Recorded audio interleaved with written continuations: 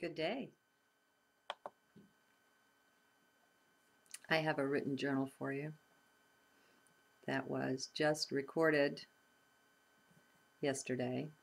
Anyway, it's from February 4th, 2011, second journal of the day, the Mayan day, 7 Jaguar. And I've called it Spoken from Heart. Inconsequentials have consequence. Oh dear, let me zoom it so I can see it better. All right, so let's find out what's in here. As usual, I'm drawing a blank.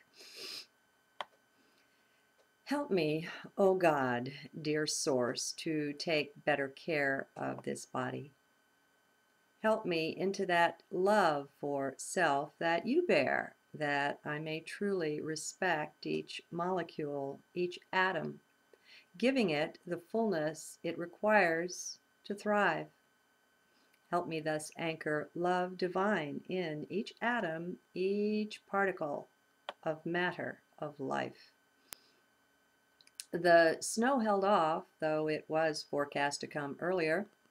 I don't doubt this was a blessing for the meeting held yesterday in the Ozark Mountains, where people gathered from all over the state of Arkansas. Nothing is accidental. Let us cease to look at life as if it was outside of the self. Nothing is. Let us recognize the workings of the divine in literally everything. Further, let us, by prayer of whatever form or kind we choose, make known to life, to source, the choices of the heart of our free will. Let us no longer languish in the state where we are unplugged from divinity, our own. Let us wake up and begin to recognize the magnitude of the power within. Not external to us, but right where we walk. Right there is the crown and scepter of authority. The ones we were convinced not just to put down, but convinced that they don't even exist. We bought into the line and the lie that we are little and inconsequential, that we are nothings in the power scheme of this life. That is nonsense. We are divinity walking, if we will. The trick was to unplug us from active use of that divinity, from exercising free will usefully. Instead, we were manipulated to use our free will to entangle ourselves, to work against the self of self and others, locked firmly into the matrix we had become. Well, no more. I claim liberty and freedom for all those who so will it. Will you pick it up, my friends? Will you step out of your imprisonment there in the mind? I hope you will. It is both ultimately simple and complex at the same time. Yet nothing can stand before your free will choice to be free. You are that powerful. The simplicity is just to step into heart. The complexity is in learning the many dark and convoluted ways we've been enmeshed, dominated, and controlled. It is shocking, my friends. No one gets through this without many a tear.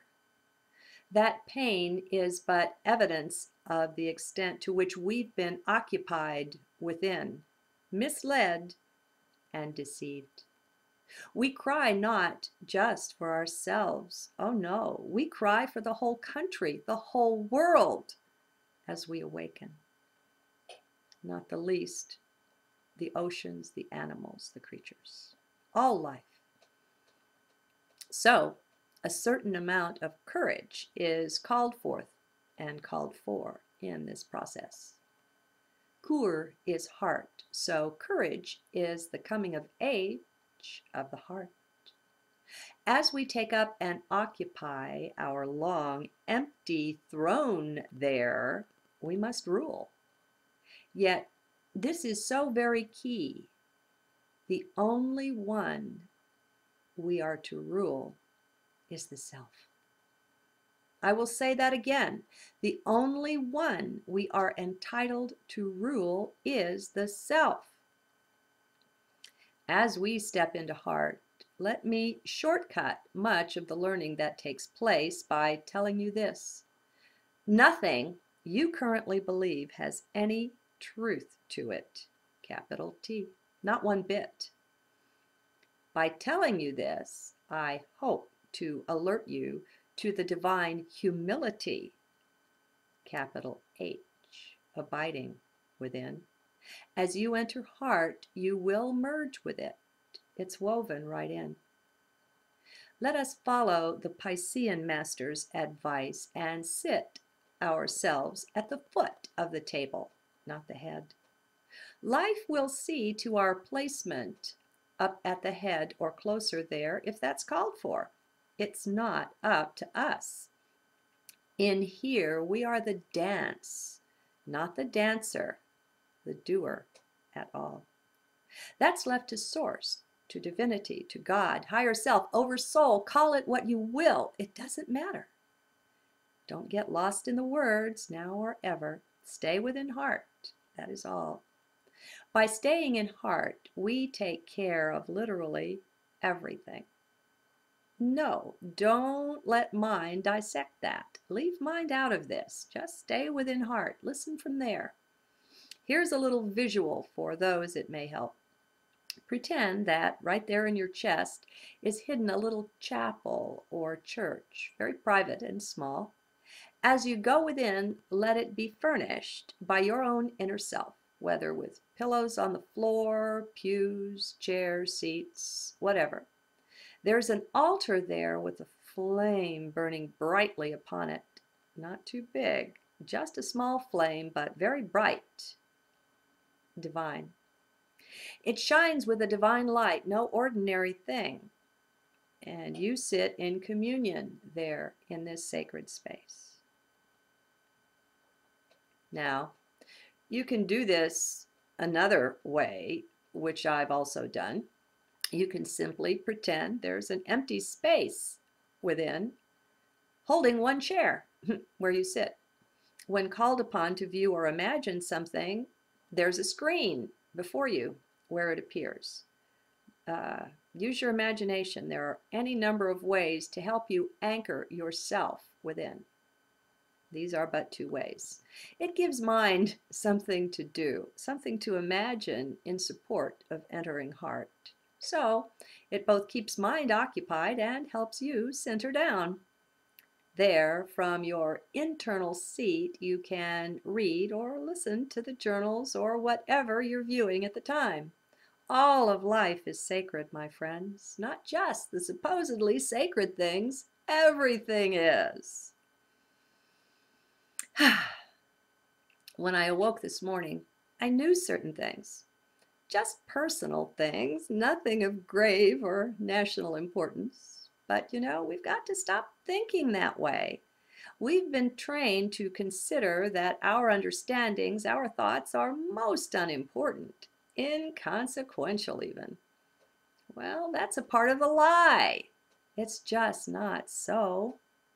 Your now, with whatever occupies it, is the most sacred, the most precious thing there is or could be. These little things that I knew upon waking, they are important keys to my life. They are divine blessings to be able to bring them from the nighttime out-of-body state into waking awareness. What a gift. For me, that's rare. One of them involved taking out the trash. I kid you not. How could that possibly be important, you ask? And that's a good question. Be in heart for the answer. The trash can represent the useless clutter, the dark things in your life, that which was once useful but no more is. If trash is accumulating, that can mean you've got an energy blockage there. Taking out the trash and such things can be evidence of the movement within, the cleaning away of those blockages.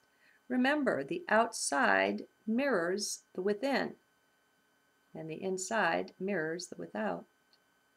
When we're looking at the outside world, well, we're not. That's an illusion. We're really just looking at the self. Everything out there, everything correlates with everything inside.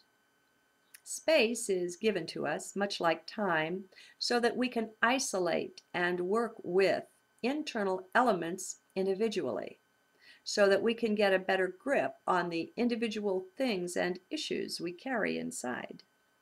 The outside really is the inside. Perhaps a more accurate way to say this is that there is no distinction between them. But it doesn't come across right when you just say all is one. There really is no inside and outside, just one thing with no distinctions at all. But be in heart for this. Mind will rebel, but heart knows the truth of it. Connect up with that knowing inside. This journal opened talking about the shock of discovering now and how very different reality is from what we've been led to believe. The shock of learning that. We've been taught that things are separate and distant, for instance, and that we are little, inconsequential, unimportant.